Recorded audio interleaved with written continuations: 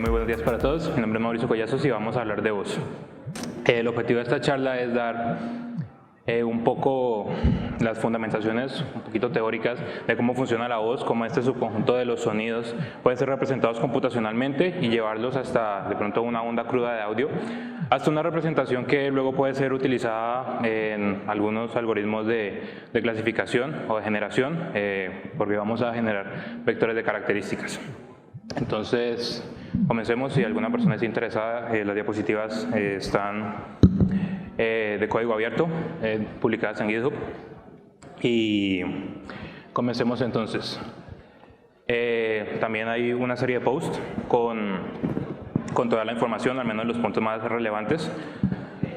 Y también tenemos en inglés, por si de pronto hay alguna persona de habla inglesa que esté interesada en entender un poquitico de estos fundamentos de voz. Entonces, como primera instancia, ¿qué es la voz? ¿Qué es lo que nosotros entendemos como voz? Agua. Nosotros tenemos esto, es una grabación sin ruido, donde hay un locutor masculino diciendo agua. Pero, ¿qué es esto? Computacionalmente, nosotros, ¿cómo representamos esto? Bueno, en primera instancia es una señal de audio. Y una señal de audio pues, puede representarse de muchas maneras. De una manera muy sencilla, una onda sinusoidal también representa un audio. Nosotros tenemos una onda de esta forma, definida por un seno, por una amplitud A, por un ángulo omega y por una fase phi. Tendríamos también un audio, representado computacionalmente y entendiéndolo así también como un audio. Pero, ¿por qué la voz es diferente? ¿Por qué no puede ser representada como un seno, una amplitud, un omega y una fase? Bueno, primero, ¿cómo entendemos el audio en un computador? Tenemos la misma señal, ¿cierto? Sin embargo, si hacemos un zoom, vamos a ver que pues esto sí tiende a comportarse como una señal,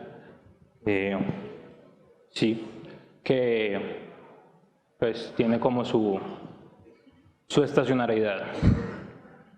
Pero al final es una secuencia de puntos.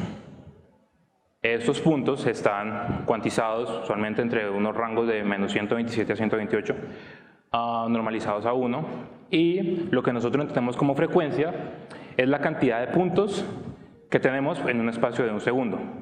Usualmente audios musicales están a 44.000 hercios. En este caso esta onda está sampleada a 16.000 hercios.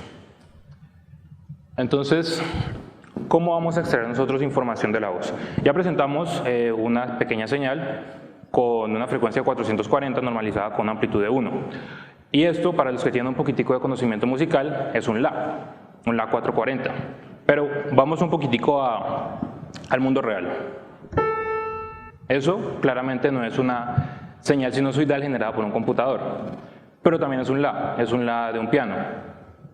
Suenan bastante similar, la percepción es bastante pues, similar en el oído humano, pero ¿en qué se diferencia?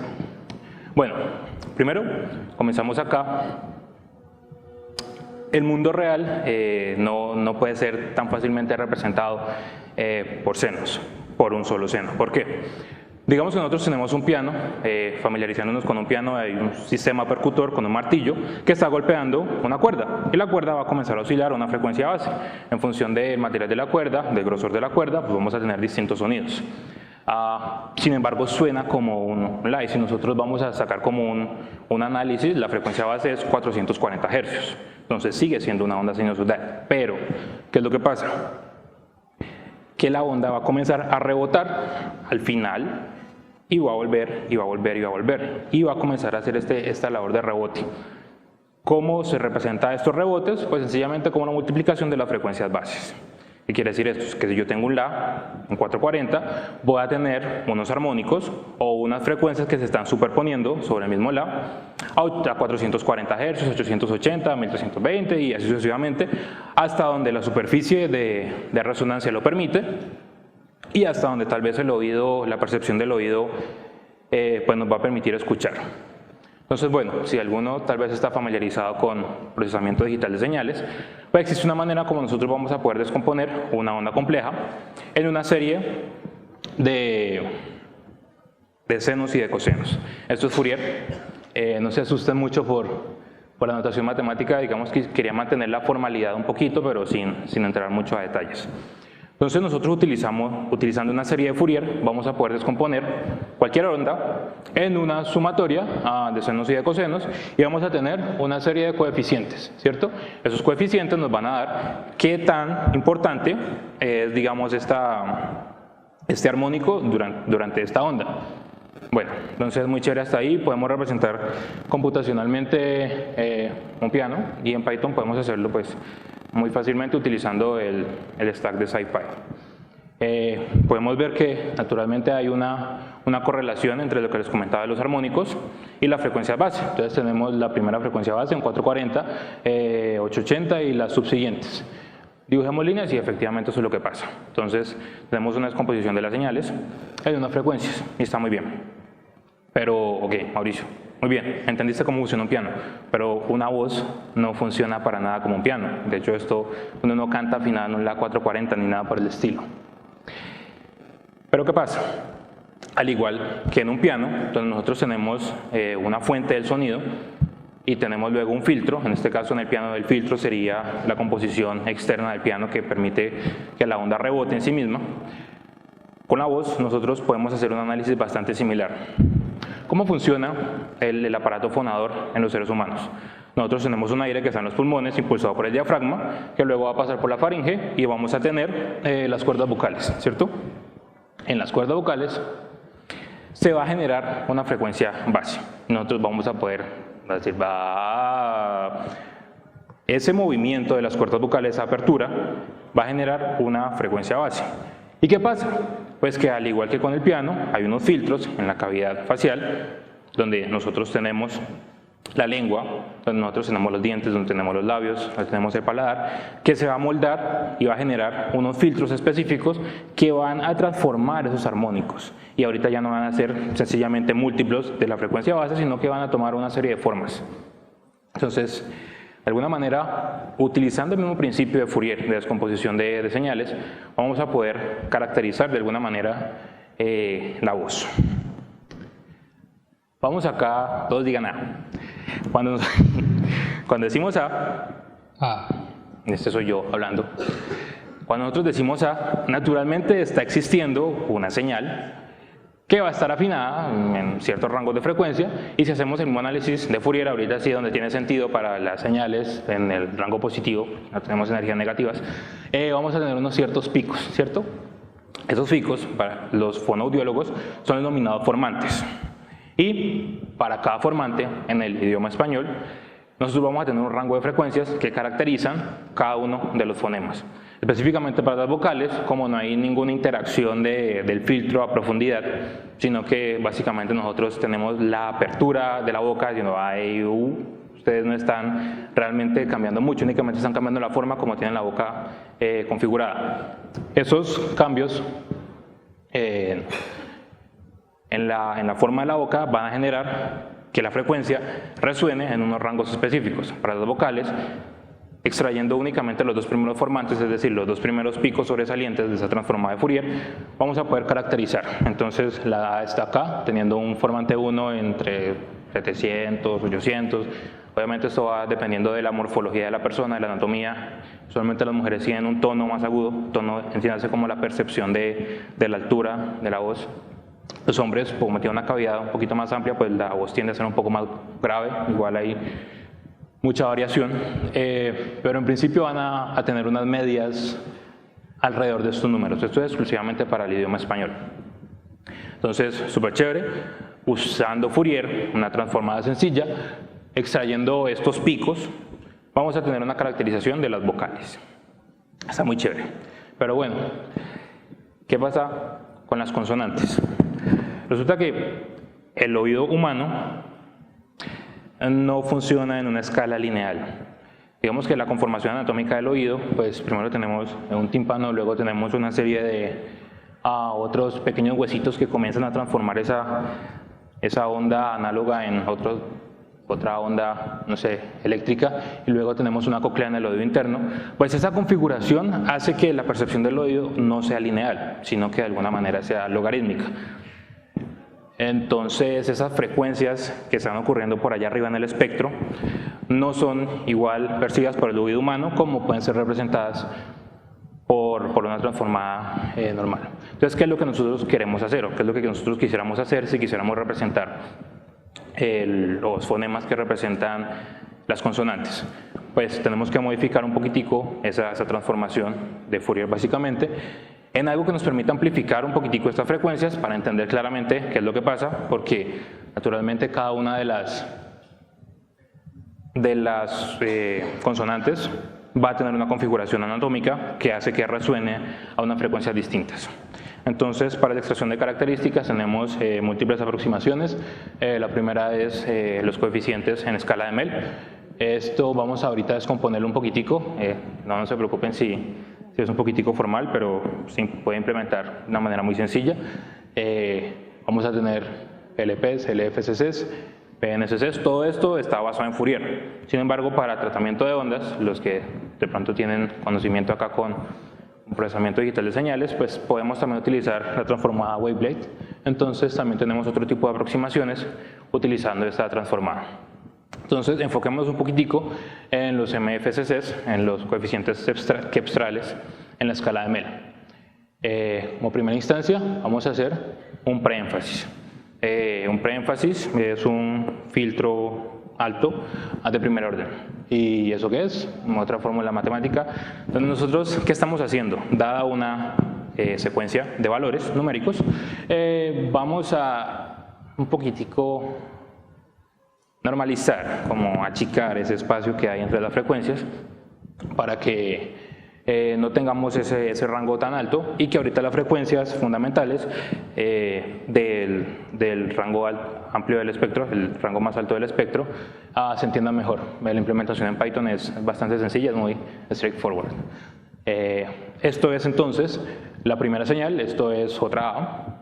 Y esto es lo que pasa con la señal, después el espectrograma de la señal, después de que nosotros hacemos el preénfasis.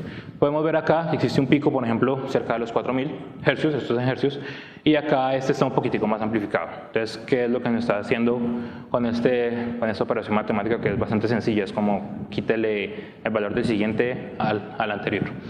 Estamos amplificando un poquitico esas señales que están arriba en el espectro, como primera fase.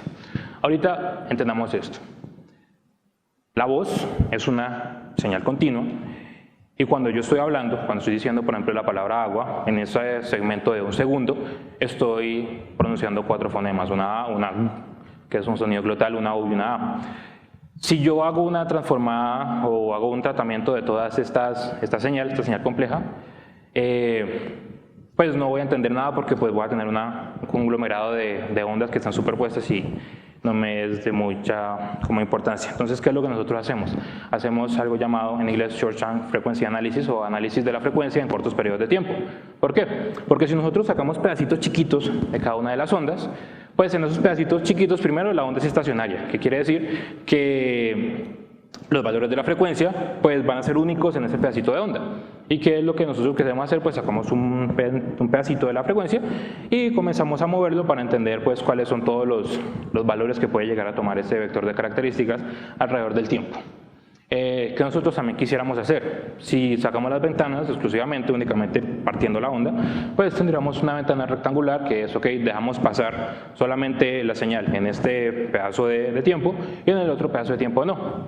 Sin embargo, nosotros podemos amplificar las frecuencias que están maximizadas en el centro utilizando una ventana tipo Hamming. Hay demasiadas ventanas, las más comunes siempre tienen como esta forma, esto es un seno realmente, esta forma sinusoidal. Y es esto. Tenemos una señal sinusoidal, la 440, la misma señal que hemos expresado, por una ventana que tiene esta forma y pues si nosotros la convolucionamos, pues tenemos esto. La frecuencia fundamental es la misma, sin embargo, estamos amplificándola en el centro, que viene siendo interesante. Aplicando en un caso real, un pedacito de la A, tenemos esto, señal original, y tenemos la señal convolucionada por una ventana de tipo Hamming. Continuemos acá, bueno, esto es un concepto aparte, filtros triangulares, como nosotros tenemos un espectro de frecuencias muy grande, queremos como caracterizar cada una de las frecuencias bases en función de su valor propio y sus vecinos. Entonces generamos unos filtros triangulares implementados acá pues no es tan clara la implementación, pero vamos a tener este tipo de cosas. Entonces, para cada una de estas frecuencias, y aquí estos no son valores reales de frecuencia, sino que son el espacio de las ventanas, vamos a tener pues unos valores donde tenemos un pico en el centro, donde esa magnitud va a ser la propia y va también a estar impermeada por los valores de los vecinos. Y por último, el Kepstrom. Esto suena como a un remedio, algo así, pero no. Esto es sencillamente la transformada de Fourier con su magnitud, con el logaritmo y la transformada inversa de Fourier. ¿Qué es lo que pasa si nosotros hacemos todo este procedimiento? Vamos a tener estos coeficientes que caracterizan muy bien todo lo que está en el rango de arriba de las frecuencias. Quiere decir que con toda esta charla un poquito teórica ya tenemos maneras para identificar numéricamente qué es lo que está pasando por allá en el rango de las frecuencias que no se entiende bien con un Fourier plano. Por último, el MFC es sencillamente ejecutar todos esos pasos secuencialmente. Y pues, eso se ve como muy raro, muy feo, pero pues la implementación de nuevo en Python, me gusta mucho Python porque es muy claro, muy sencillo, vamos directo al punto. Sacamos una ventanita, la multiplicamos por la ventana, que es una convolución, sacamos la transformada de Fourier, su magnitud, logaritmo y lo inverso. De pronto algunas personas que son un poquito puristas y han trabajado con eso, ahí hay ciertos detallitos porque la transformada de Fourier es compleja y la inversa también, nosotros nos gusta trabajar con valores reales. Entonces, sí, no se sube en la cabeza que es denso, pero si los perdí en algún momento no se preocupen, ya los vuelvo a tener. No se preocupen, no van a tener que implementar esto es únicamente porque si en algún momento quieren adentrarse un poquitico, van a darse cuenta que los diferentes valores que hablamos ahorita únicamente cambian una parte del bloque, lo modifican un tanto para maximizar ciertas características de la voz. Entonces tenemos LibRosa, implementaciones de MFSS, esto es una librería muy chévere para hacer Music Information Retrieval, básicamente. Tenemos Speech Features, esta es una librería que exclusivamente saca coeficientes de MEL. Sí, es muy clara, es muy académica, muy acertada. Tenemos otras implementaciones que se preocupan más en sacar coeficientes rápidos que en hacerlos bien, entonces son reducciones que se pueden optimizar rápidamente. NumPy ML es un repositorio súper genial que tiene algoritmos de Machine Learning implementados en Python plano. No son eficientes, pero son muy claros y son muy chéveres de leer. Y por último, esta es una tesis donde implementan algunas otras de las características. Entonces, muy bien, hora de despertar. Ya pasó lo más denso de la charla. ¿Por qué todo esto es importante y por qué nosotros la podemos utilizar? Porque si nosotros tenemos una onda de voz representada con un espectrograma, ¿cierto? En el ámbito de las frecuencias, ahorita nosotros, utilizando esta extracción de características, ¿qué vamos a tener? Vectores. Y a los ingenieros de sistemas, los que trabajamos con Machine Learning, nos encantan los vectores. ¿Por qué? Pues porque nos permiten generar modelos como este, una X igual a B. Y con este A y este X, nosotros vamos a utilizar una cantidad gigantesca de algoritmos para hacer predicción, para hacer generación, para hacer lo que nosotros queramos. Ok, muy chévere. Entonces tenemos la A gigantesca, que es los vectores. La X la vamos a calcular y la B, ¿dónde sacamos la B? Bueno, pues fácilmente, la voz es una señal que representa un componente del lenguaje. Esta B va a ser sencillamente la anotación del audio que nosotros ya tenemos. Si en el audio decía agua, pues la transcripción y los B que nosotros tenemos es pues, A, G u A. Vamos entonces a utilizar un valor extra para caracterizar el silencio y si utilizamos un camín ahí plano, a lo bruto, podemos ver que tenemos dos espacios de silencio, tenemos un espacio de A que se repite igual y tenemos una U que en principio como que se repite, pero es por lo que les decía, la señal es continua y si yo digo A, U, A, si usted lo hace muy lentamente, de pasar de la A a la G, el tracto vocal se cierra y eso suena como una U. Podemos obviamente depurar mucho más este proceso utilizando modelos de mixturas gaussianas porque esto representa un poquito mejor lo que son, digamos, esta separación pero basada en una función de probabilidad. Sí, los modelos de mixtura gaussiana se ven así, ya saben, eso se implementa así en Python sin ningún dolor y tenemos una caracterización un poquitico más acertada. Entonces, bueno, hasta ahí vamos a hablar de señales de audio. Pero ¿qué pasa? La voz también tiene un componente de lenguaje. ¿Qué componentes de lenguaje nosotros pues vamos a tener? Bueno, cada una de estas caracterizaciones de las señales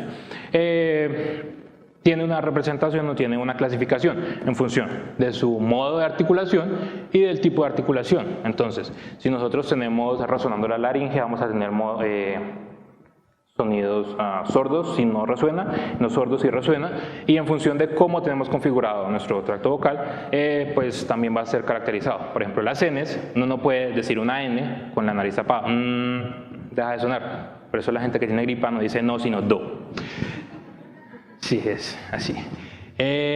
Bueno, entonces voy a saltarme eso. El alfabeto fonético internacional define todas las posibles combinaciones de modo de articulación con tipo de articulación, pero los lenguajes únicamente utilizan un subconjunto de eso. Para el español, este es un alfabeto fonético llamado MEXBET, producido en la Universidad Autónoma de México, y pues caracteriza y un poquitico nos simplifica el proceso, porque entre menos nosotros grupos de clasificación tengamos, pues mejor resultados vamos a tener usualmente. No lo tomen por cierto. Y también tenemos una clasificación para las vocales. Ahorita, no todas las configuraciones de fonemas tienen sentido en el español, porque yo no puedo decir ASDF, aunque sea una palabra pues, reconocida por Google como término de búsqueda, no existe en el español ni en ningún otro lenguaje. Entonces nosotros vamos a utilizar un lexicon. Este lexicon va a ser sencillamente un diccionario anotado fonéticamente con todas las palabras que pueden existir en un idioma.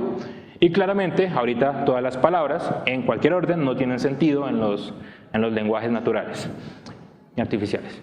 Entonces utilizamos un modelo probabilístico donde decimos es posible que después de Mauricio siga un Collazos, porque pues un nombre seguido de un apellido tiene sentido. Tal vez tienen menos posibilidades ir Mauricio y Árbol seguidos. Entonces tenemos modelos probabilísticos.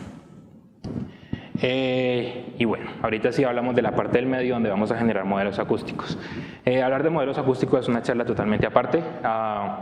Una aproximación bastante interesante de los años 80 es utilizar modelos de Markov, porque representan esos modelos probabilísticos bastante bien, y como hemos visto, pues la voz puede representarse muy bien con modelos probabilísticos.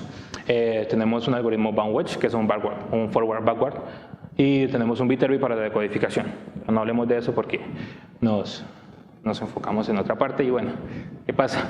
¿Qué nos gusta a los ingenieros? Las redes neuronales, y nos gustan profundas. Bueno, existen también desde el 2007 un montón de artículos académicos mostrando cómo las redes neuronales mejoran el performance de cualquier cosa existente y no existente. Cómo yo, utilizando una red neuronal, puedo sumar dos números de una manera correcta. Bueno, ese lo entendió. Tenemos unas implementaciones abiertas en Python. Deep Speech es un algoritmo de Baidu Research implementado en Python por Mozilla Foundation. Muy chévere, bastante de literatura. Ahorita le muestro un poquitico de arquitectura. WaveNet es para generación de audio, pero también puedo utilizar ese proceso inverso. Y tenemos otros dos algoritmos muy chéveres que están en chino, entonces no entendí. Sí, chino es el segundo idioma más hablado del mundo, entonces naturalmente hay investigación de gente china haciendo cosas de chinos. Esta es la implementación de Deep Speech, es una red neuronal de más o menos 5 capas, puede extenderse, y pues si ven donde está el láser, pues tenemos un sistema recurrente ahí porque nos ayuda a representar muy bien las señales. ¿Por qué me enfoqué tanto en la primera parte y tal vez en la última? Porque al final nosotros estamos generando como modelo de lenguaje. En principio el algoritmo, el paper propuesto por Baidu decía no necesitamos extraer características. En la práctica, Mozilla, acá en este video de hace 2 años, 2018, un poquito menos, decía bueno, sí, en el algoritmo dice eso, pero en la implementación nosotros ¿qué hacemos? Implementamos MFCCs y la parte de acá utilizamos otra red neuronal, una CRR, para sacar el modelo probabilístico. Entonces al final estamos haciendo lo mismo, únicamente que generando modelos acústicos utilizando redes neuronales y digamos perdiéndonos un poquitico en toda la magia que hay alrededor de eso. Entonces muy chévere, redes neuronales, pero para todos los que hacemos Machine Learning, el Machine Learning no funciona si no tenemos ¿qué? Ya tenemos data. No quisiera decir acá públicamente que el lenguaje español es un lenguaje con pocos recursos, porque pues somos la 4ª lengua más hablada del mundo. Sin embargo, ¿qué pasa? Por ejemplo, para utilizar modelos de Markov, una regla de pulgar, porque en ninguna parte está anotado eso, necesitamos 1000 horas de audio anotados para poder tener un modelo correcto. En la misma charla del tipo de de Mozilla decía que necesitábamos 10.000 horas de audio. Eso es una cantidad bastante grande de audio. ¿Qué es lo que pasa? Pues que nosotros, lastimosamente para el español, no tenemos esa cantidad de audio anotada. Sí tenemos bastante, pero no lo suficiente. Entonces, esperemos que cargue un momentico el video bien. Tenemos una lista un poquitico depurada de todas las fuentes de audio que existen para el idioma español. Tenemos un proyecto muy chévere de Mozilla, Mozilla Voice, que es como un crowd voicing, donde voluntarios graban sus voces y luego otros voluntarios la validan y esto luego es publicado por Mozilla. En este momento hay más o menos 127 horas de audio, existen otras aproximaciones con más o menos unas 50 horas de audio, VoxForge, por ejemplo, otras aproximaciones un poquitico más académicas de la Universidad Autónoma de México.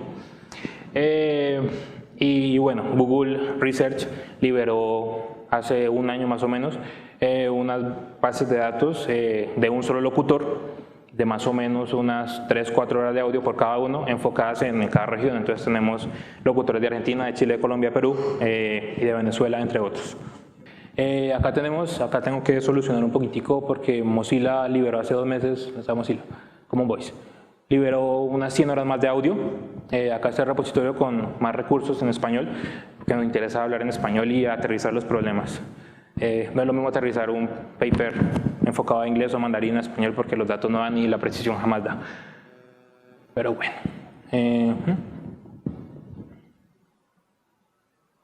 Y bueno, un poquito de publicidad política no pagada, no política. Esto es un proyecto que yo inicié hace 5 años con el objetivo también de cerrar un poquitico esa brecha que tenemos entre los lenguajes con muchos recursos y otros lenguajes donde no tenemos tantos recursos para aprender. Inicialmente este corpus tiene como 3 grandes segmentos. Tenemos cuentos donde personas como ustedes colaboran y donan su voz leyendo cuentos de escritores latinoamericanos, y también otras 2 aproximaciones, ambas enfocadas a tesis de pregrado de la Universidad del Valle. Uno para trabajar afasia, entonces hay más o menos unas 300 palabras, y otro de palabras aisladas. Esto viene siendo muy interesante porque pues, si tenemos solamente palabras nos podemos librar del modelo de lenguaje, tenemos un lenguaje de búsqueda mucho más chiquito, entonces vamos a obtener mejores resultados y como ejercicio académico pues es interesante. Si alguien está interesado tal vez en grabar un poquitico de su voz y contribuir a la investigación, genial. Tenemos una aplicación móvil y una aplicación de línea de comandos donde pueden descargar todo el corpus y comenzar a jugar con él. Un poquitico las capturas de pantalla y listo. Alguno de ustedes dirá, bueno, muchas gracias Mauricio, me regalaste la mejor siesta de mi vida, no entendí nada. Yo no soy así, no estoy ni por encima del bien y del mal en Python. Caballo no soy, más o menos acá estoy como en el rango de que si se cae Stack Overflow me doy cuenta. ¿Tienes algo para mí? Bueno, sí, afortunadamente la comunidad da un montón de recursos. Tenemos Speech Recognition, es un paquete que funciona como filtro intermedio entre un montón de backends que hacen reconocimiento de voz. CMU Sphinx es una herramienta de software libre que funciona offline. Eso es súper interesante porque nos gusta la privacidad de nuestros datos y no queremos mandarle datos a estas supercorporaciones para que trabajen con ellos. Sin embargo, también funciona como proxy entre pues, muchas de las otras entidades de reconocimiento de voz. Y Cloud Speech, Microsoft Bing Recognition, pueden utilizarlo igual. Y esto, ¿cómo se ve en Python? Bueno, esto es un endpoint en Flask, donde yo estoy reconociendo con el mismo corpus que les comenté de palabras aisladas, reconozco más o menos 33 palabras. Y es muy sencillo, muy fácil de utilizar, si alguna persona desea comenzar con este mundo de reconocimiento de voz. Entonces, bueno, no es mucho, pero es trabajo honesto. Entonces espero que de alguna manera les haya servido a ustedes, que sepan ahorita cómo comenzar, cómo utilizar esto si quieren hacer aprendizaje automático de voz. Es una genial manera una buena manera de comenzar. También si quieren hacer generación, pues hay suficientes insumos como para trabajar. Bueno, muchísimas gracias.